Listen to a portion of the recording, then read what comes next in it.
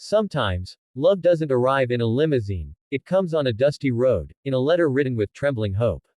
Stay till the end, because what happens to this young woman will make you believe that fate doesn't discriminate. And if this story touches your heart, don't forget to like this video, subscribe, and share it with someone who needs hope today. The bus rolled through the barren countryside, dust trailing behind as if erasing the path that led back to the city. Inside, a young black woman named Amara Johnson sat clutching a worn envelope against her chest. Her hands trembled, not from fear, but from the weight of everything she had left behind: poverty, loneliness, and the whispers that told her she'd never be enough. She had signed up to be a mail-order bride, hoping for a chance at love, or at least stability. In her heart, she knew she deserved kindness, but in her world, kindness was a rare luxury. Letters from potential husbands came, most out of curiosity. But when her photo was sent, everything changed. Replies stopped. Some even mocked her. One man wrote bluntly, "You're not what I'm looking for. I want someone fairer." Still, Amara didn't give up. She prayed each night that someone would look beyond her skin and see her heart. Then one letter arrived that felt different. It was written by William Carter, a widowed farmer from Montana. He didn't talk about beauty or looks. He talked about partnership, faith, and the quiet kind of love that grows like crops after a long rain. So here she was, heart pounding, on her way to meet him. When the bus stopped, Amara stepped down, her simple dress fluttering in the dry wind. A small crowd had gathered, mostly curious locals. They stared. Whispers followed her. One woman muttered, "She came all the way here for a white man. She's got some nerve." William hadn't arrived yet. Her heart sank. Maybe he'd changed his mind. Maybe he'd seen her picture again and thought better of it. After nearly an hour, a shiny black pickup pulled up. A tall man in a dusty hat stepped out, his blue eyes kind but tired. That was William. He looked around nervously until his eyes landed on her.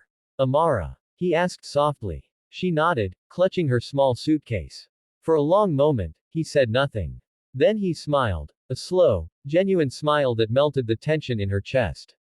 "You look even better in person," he said. "Let's get you home." The drive to the farm was quiet, filled with awkward glances and shy smiles. William's land stretched for miles, golden wheat swaying, cows grazing lazily under the afternoon sun. He showed her the small white farmhouse, the chicken coop, the barn. "It's not much," he said, scratching his head, "but it's honest work. I built most of it myself after my wife passed." Amara looked around and whispered, "It's beautiful.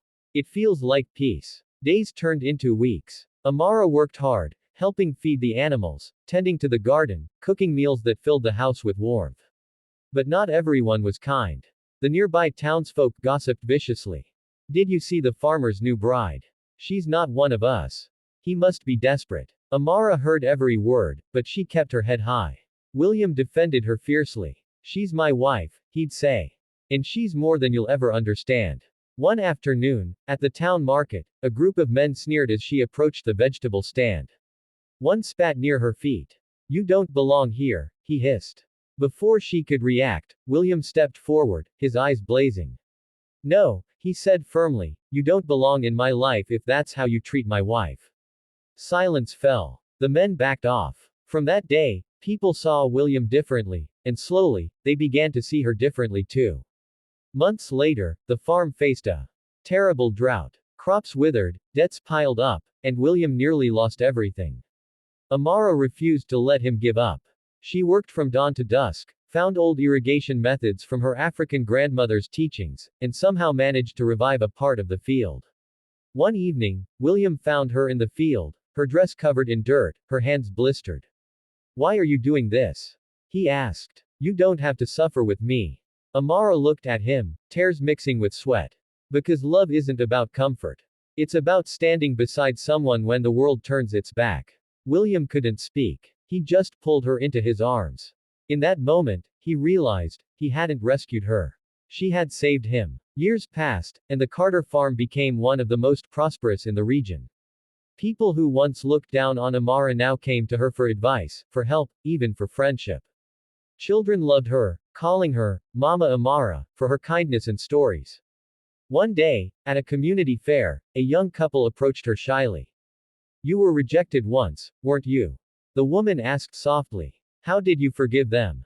Amara smiled. You don't carry forgiveness for their sake, she said. You carry it so your own heart can stay free to love again. William stood beside her, pride in his eyes.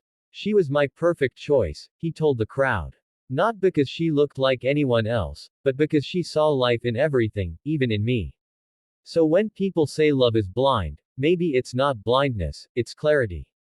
The kind that sees beyond skin, color, or past, and looks straight into the soul. If this story moved you, hit that like button, subscribe, and share it with someone who needs to remember. Real love isn't found, it's chosen, every single day.